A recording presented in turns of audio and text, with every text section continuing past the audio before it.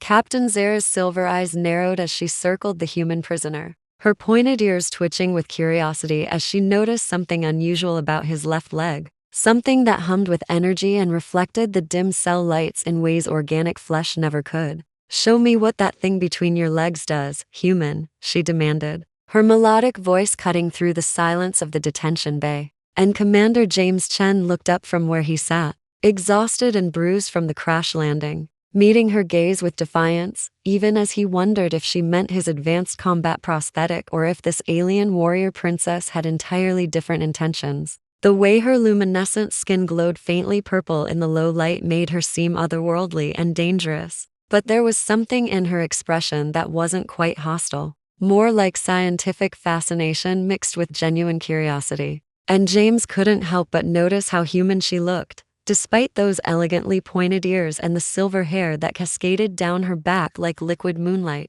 He'd been a prisoner aboard the Valkyrian scout ship for exactly 47 minutes since his escape pod crashed into their landing bay. And this was the first time anyone had actually spoken to him, rather than just scanning him with those handheld devices that hummed and beeped. And now this stunning alien commander stood before him, asking about his prosthetic leg with an intensity that made him simultaneously nervous and intrigued. "It's a military-grade prosthetic," James said carefully, watching her reactions, studying the way her eyes widened slightly with interest rather than disgust or pity, which was refreshing, because most people either stared too long or looked away too quickly. "Lost the original in a mining accident on Titan when I was 22. This one's better anyway." Zara crouched down to his level, her tactical pants stretching as she leaned closer, her fitted gray and silver uniform jacket adorned with symbols he didn't recognize. And she tilted her head in that peculiar way that reminded him of a curious bird examining something shiny.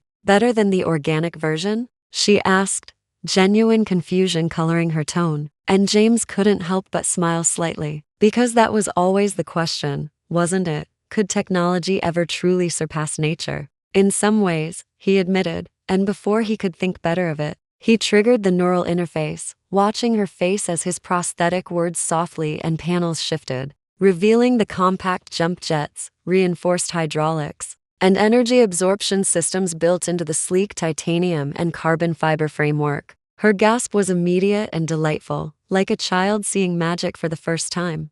And she actually clapped her hands together once before seeming to remember her position as his captor and forcing her expression back to something more neutral, though her eyes still sparkled with fascination. "Among my people, such an injury would be considered a mark of shame," Zara said quietly, standing and pacing again, but this time with less predatory grace and more thoughtful energy. "The Valkyrian culture values physical perfection above almost everything else. We have regeneration technology, but it's reserved for the elite, for those deemed worthy of resources." There was something bitter in her voice, something that spoke of personal experience. And James filed that information away while simultaneously feeling a pang of sympathy for this alien woman who seemed trapped by her own society's expectations. "Where I come from," James said, meeting her eyes as she turned back to him, "we believe that overcoming adversity is what makes us stronger, not pretending it never happened. This leg has saved my life more times than my original ever did."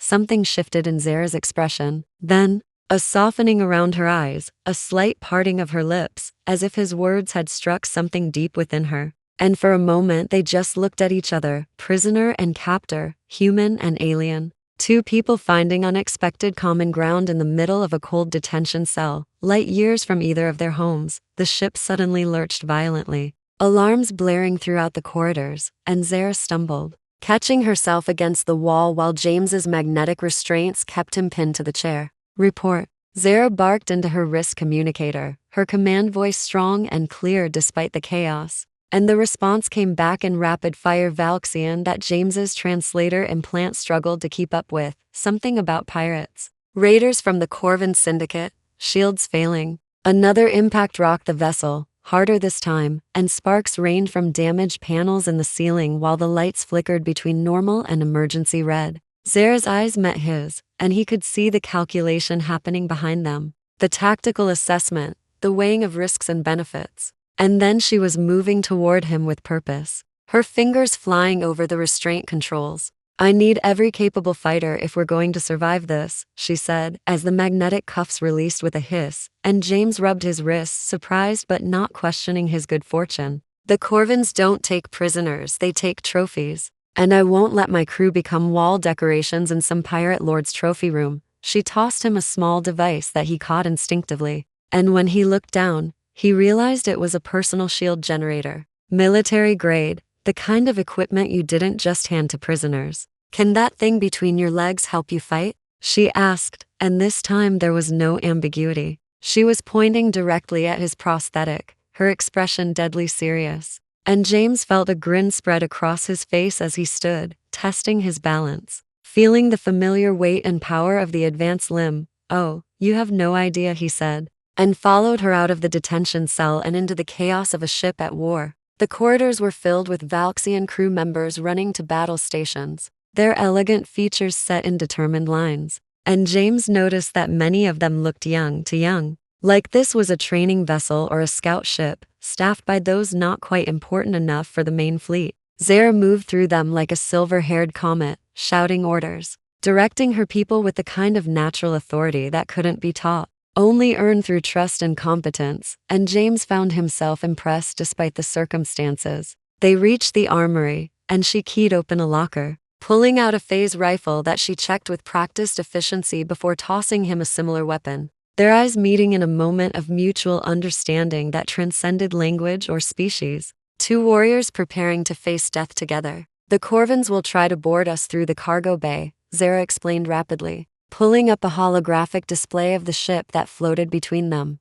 her fingers manipulating the image to show weak points and likely breach locations. My crew are scientists and explorers, not soldiers. We have basic combat training, but nothing like what we're facing. She looked at him, then really looked at him, and he saw vulnerability there beneath the command presence. Fear that she was trying to hide, determination not to fail her people. I was a soldier before I was an explorer, James said, checking his rifle's charge. Just point me at the enemy. The first Corvin pirates breached exactly where Zara predicted, cutting through the cargo bay doors with plasma torches. And James positioned himself behind a cargo container while Valxian crew members took covering positions around the bay, their weapons trembling slightly in inexperienced hands. Zara stood in the center, fearless and radiant, her voice calling out encouragement to her people. And James thought that if he was going to die today, at least he'd die fighting alongside someone who genuinely cared about protecting others rather than just following orders.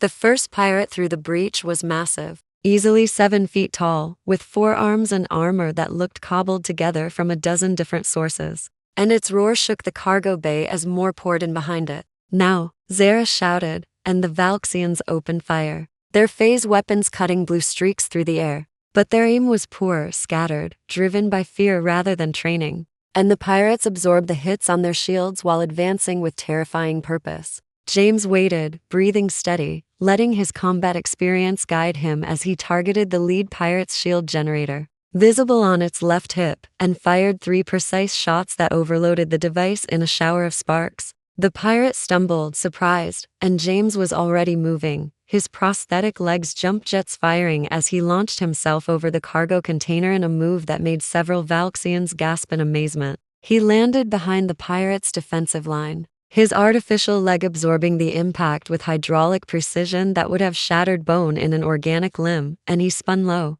sweeping the legs of the nearest raider while firing his rifle at point-blank range into another's exposed neck joint. The Corvins weren't expecting someone to fight like this, aggressive and mobile, using tactics that required physical capabilities beyond normal organic limitations. And James pressed that advantage as his prosthetic's energy cells powered movement after movement that would have exhausted a normal human in seconds. Zara saw what he was doing and adapted immediately, her tactical mind understanding the strategy, and she directed her crew to focus fire on the enemies. James isolated, turning his aggressive attacks into devastating coordinated strikes. They fell into a rhythm, human and alien working together like they'd trained for years, instead of meeting less than an hour ago. And James felt that familiar combat flow state where everything became clear and simple. Protect the person next to you, eliminate the threat, survive to the next second and the next, a particularly large Corvin managed to grab James from behind,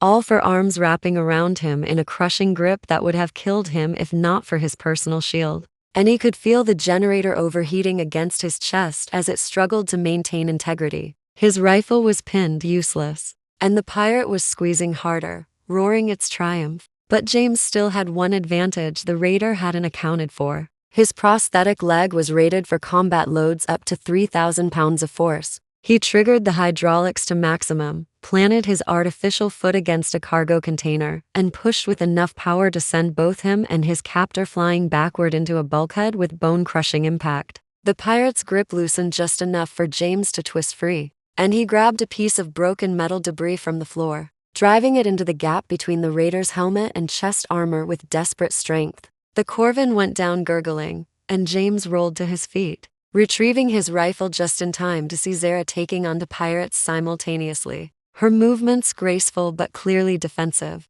trying to buy time for her crew rather than win the fight. He didn't think, just acted. His prosthetic launching him across the cargo bay in a jump jet-assisted leap that carried him 15 feet through the air, and he crashed into one of Zara's attackers like a missile, bearing the surprised pirate to the ground and firing his rifle until the threat stopped moving. Zara dispatched her remaining opponent with a well-placed shot to its weapon, causing it to explode and take the pirate with it. And then she was pulling James to his feet, her hand, warm and surprisingly strong as it gripped his, her silver eyes wide with adrenaline and something that might have been admiration. "That was either very brave or very stupid," she said, breathing hard, a smudge of soot across one perfect cheek. And James grinned, despite the danger. Despite the fact that more Corvins were probably coming, despite everything. "My commanding officer back home always said I had trouble telling the difference," he replied. And she laughed, actually laughed, a sound like crystal bells that seemed impossible in the middle of a battlefield.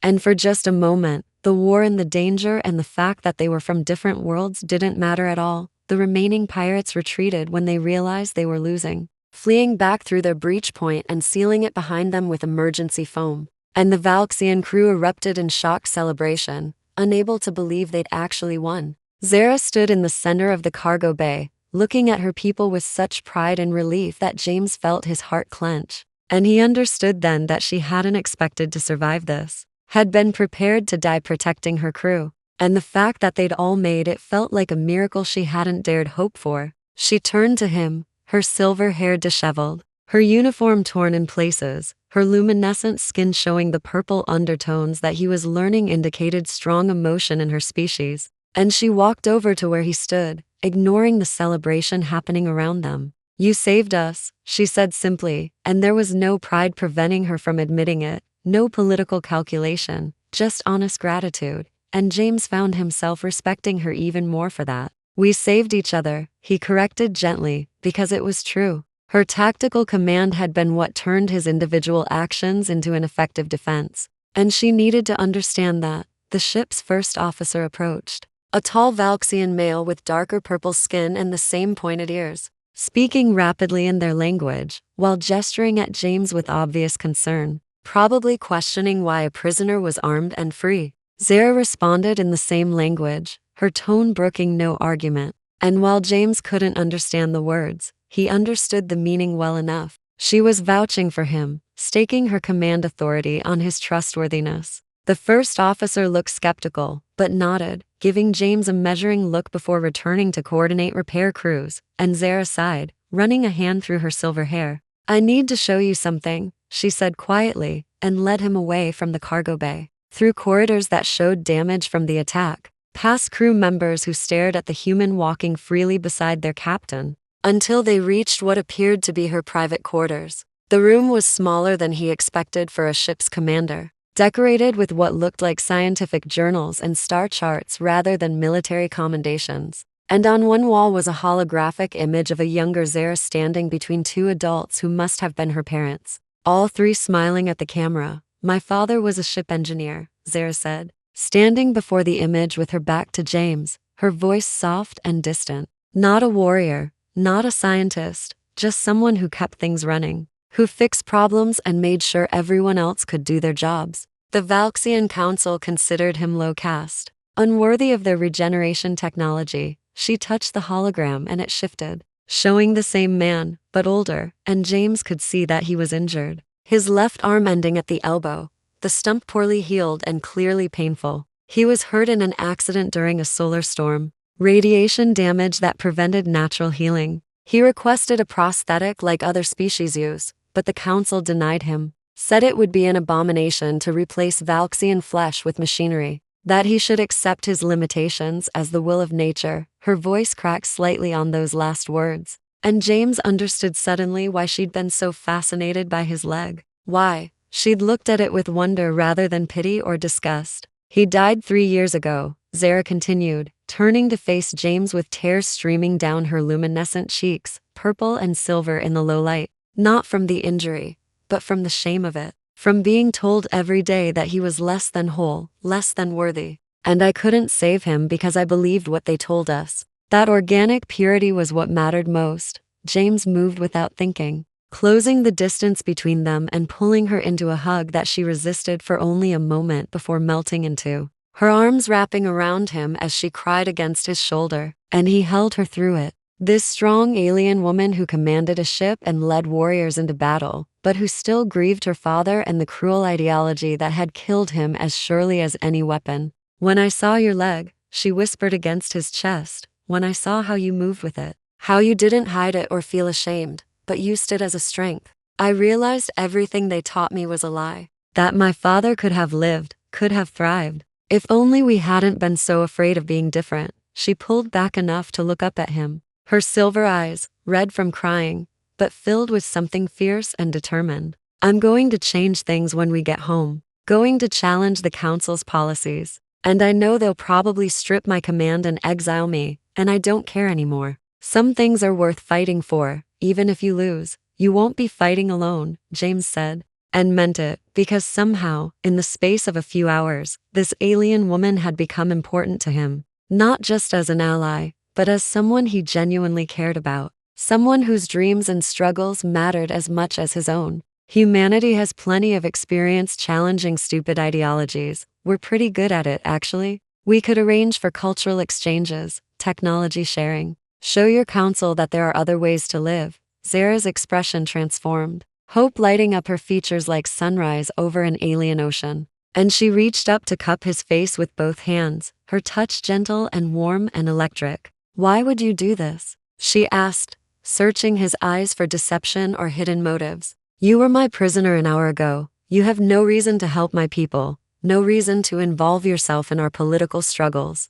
James smiled, covering her hands with his own, feeling the slight difference in her skin temperature, the faint pulse at her wrists that beat slightly faster than human normal. Because an hour ago you could have left me locked in that cell where I'd be safe while you fought to protect your crew, he said. But you didn't. You gave me a chance to be more than a prisoner, to be a person worth trusting. And that's the same thing you want to give people like your father. The chance to be valued for who they are, rather than judged by arbitrary standards of perfection. She kissed him then, quick and impulsive and sweet, just a brief press of her lips against his that was over almost before it began. But it carried the weight of gratitude and connection and possibility. When she pulled back, she was blushing that fascinating purple color, her pointed ears twitching with what he was learning to recognize as embarrassment. I apologize, she said quickly, that was inappropriate, given that you're technically still my prisoner and I'm abusing my authority. And he kissed her back, cutting off her spiraling apology with actions instead of words, and this time it lasted longer.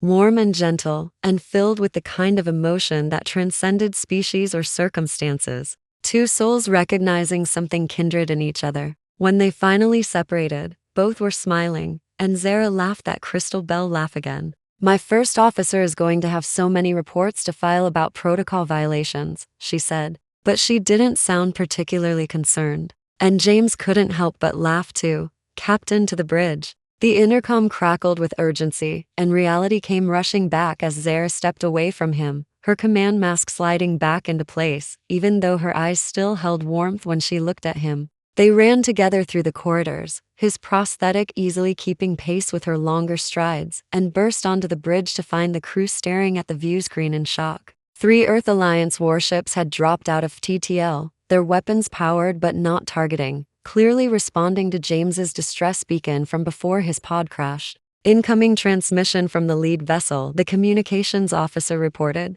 and Zara glanced at James with a question in her eyes, silently asking if she was about to have an intergalactic incident on her hands. "Let me talk to them," James said, stepping forward to where the captain's chair sat elevated above the bridge stations. "If that's all right with you, Captain?" Zara nodded and gestured for her officer to open the channel. And James wasn't surprised when Admiral Keiko's stern face appeared on screen, her expression thunderous as she took in the damage to the Valxian ship and James standing on its bridge. "Commander Chen, report," she barked in that tone that had made hardened Marines nervous throughout her career. "Are you being held against your will?" James glanced at Zara, who stood tall beside her command chair, meeting the Admiral's gaze without flinching, despite having 3 warships capable of destroying her vessel within seconds. "Negative, Admiral," James said clearly. "I was briefly detained after my escape pod crashed into their landing bay, but Captain Zara released me when pirates attacked, and we successfully defended the ship together. I'm requesting that you stand down your weapons and open diplomatic channels. These people are potential allies, not enemies." The Admiral's expression didn't change, but James knew her well enough to see the calculation happening behind her eyes. "The captain released a prisoner so he could help fight pirates," she said slowly, and James could hear the skepticism. "Yes, ma'am. And I'm requesting permission to remain aboard as Earth's first cultural liaison to the Valxian people. I believe there's significant opportunity for mutually beneficial exchange, technological and otherwise." That got a reaction. One of the Admiral's eyebrows, rising slightly in what passed for surprise from her. "You're requesting to stay on an alien vessel rather than return home, Commander?" She looked past him to Zara, studying the alien captain with the kind of intense scrutiny she usually reserved for hostile negotiations. "Is this arrangement acceptable to you, Captain Zara of the Valxian scout ship?" Zara stepped forward, and James felt a swell of admiration as she drew herself up to her full height, her luminescent skin glowing with confidence and determination. "It would be an honor, Admiral," she said, in slightly accented but perfect English that surprised James, since she'd been speaking Valxian before. "Commander Chen has shown me that my people have much to learn from humanity, and I believe we have knowledge to share in return. If you're willing to take a chance on people who are trying to change for the better." The Admiral was silent for a long moment, and James could imagine the political calculations she was running. The potential benefits and risks of establishing first contact with a new species. The implications of leaving one of her officers on an alien ship. Finally, she nodded once, sharp and decisive. "Very well. Consider yourself on detached duty, Commander. Don't make me regret this decision." The transmission cut off and the Alliance warships powered down their weapons, settling into a loose escort formation that said "We're friendly but watching" as clearly as any words could have. Zara's crew erupted in excited chatter, the tension that had gripped the bridge dissolving into relief and curiosity. And Zara turned to James with such open joy and gratitude in her expression that he couldn't help but smile back. "So," he said, "want to tell me more about this council you're planning to challenge? Might as well know what I'm getting into." Zara laughed and gestured to her ready room off the bridge, leading him through the door into a space filled with more star charts and research papers. "It's a long story," she warned, but her eyes were sparkling with that fascination he'd first seen when she examined his prosthetic. That wonderful curiosity and openness that had drawn him to her despite the impossible circumstances. "Good thing we have time then," James replied, settling into a chair and watching as she began pulling up documents and images, her hands moving with excited energy as she started explaining Valxian history and politics, occasionally glancing at him like she couldn't quite believe he was really there, really willing to help. His prosthetic leg hummed softly as he shifted position, and he caught her looking at it with that same wonder.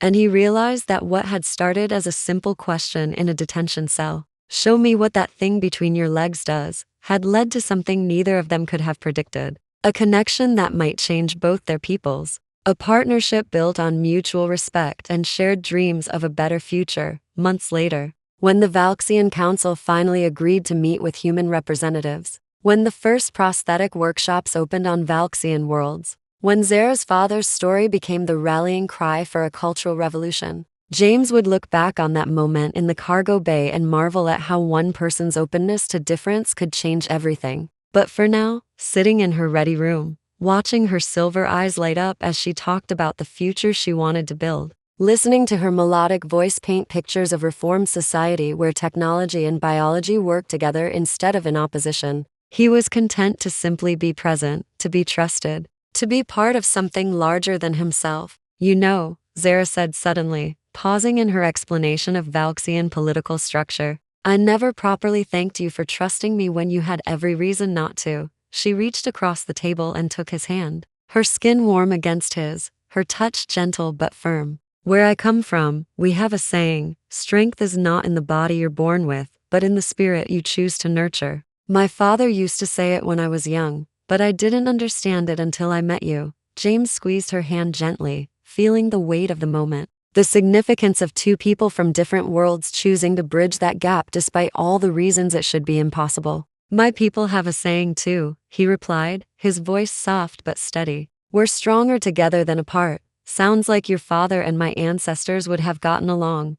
Zara smiled, that beautiful expression that made her seem to glow from within, and nodded. I think they would have, she agreed, and then her expression turned mischievous, a playful glint entering her silver eyes. Though I suspect they would both be horrified at how much paperwork we're going to have to file about this cultural exchange program, James groaned. Because she wasn't wrong. The bureaucracy alone would be nightmare, but somehow even that seemed manageable when he looked at her. At this incredible woman who'd chosen to question everything she'd been taught because she believed in something better. The stars visible through the ready room's viewport seemed to shine brighter, as if the universe itself approved of their unlikely partnership. And James thought that maybe, just maybe, the thing between his legs, that advanced prosthetic that had started this whole conversation, had done exactly what it was supposed to do, not just help him walk or fight, but open a door to understanding, connection, and the kind of future worth fighting for.